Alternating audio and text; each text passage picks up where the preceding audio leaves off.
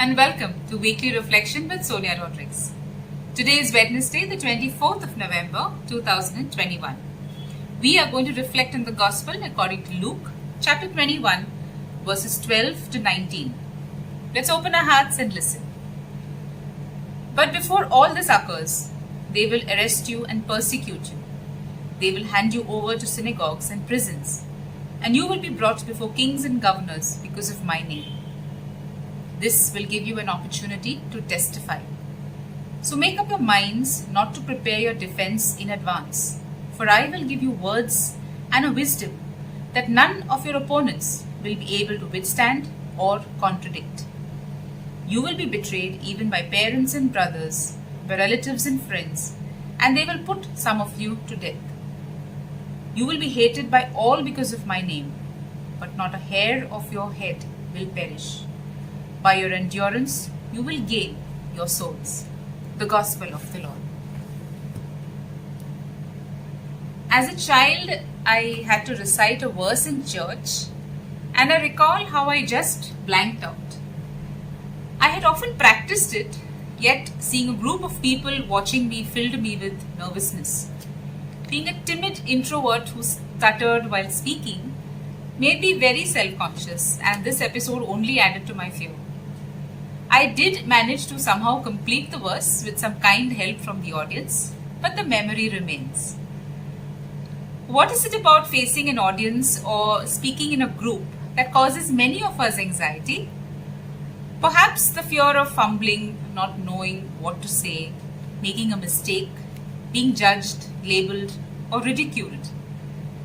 Many self-help books, workshops, and videos are available nowadays to help us deal with this issue positively. However, in today's Gospel, Jesus teaches us to rely not on self-help, but on the ultimate spiritual help, namely the Holy Spirit. Jesus knew that his disciples were naive and limited by human flaws. He knew they wouldn't be able to stand their ground at his arrest, and rightly so, most of them did run away.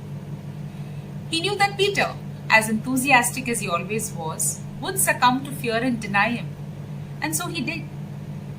However, Jesus did not want them to become discouraged and feel like losers. He knew that for his sake, they would face massive opposition in the days to come. Amidst all that, they would need to remain steadfast and persist in their faith to fulfill their mission. Hence, Jesus prepares them to face the tough times that awaited them.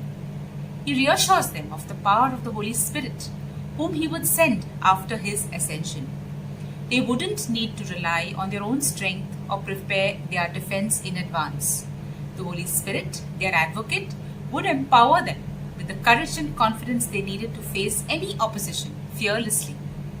This transformation is portrayed amazingly in the Acts of the Apostles, where the disciples who at one point were uneducated, fearful, and confused went on to become powerful witnesses of Christ after being anointed by the Holy Spirit.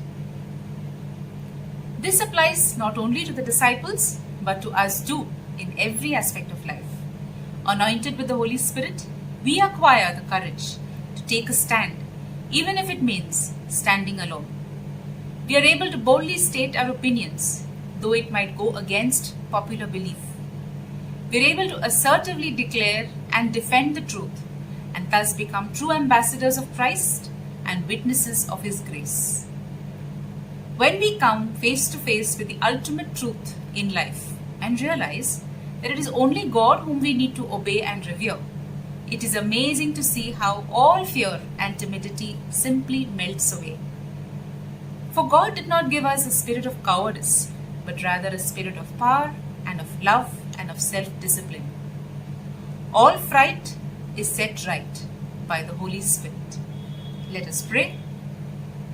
Dear Lord, we thank you for sending us the Holy Spirit as our advocate and counselor. Guided by the Spirit, we are reminded that you have overcome the world, and with you we can do all things. Help us to be aligned to your word at all times and be fearless witnesses of your love and grace. We ask all of this in the mighty, holy, and precious name of Jesus. Amen. God bless you.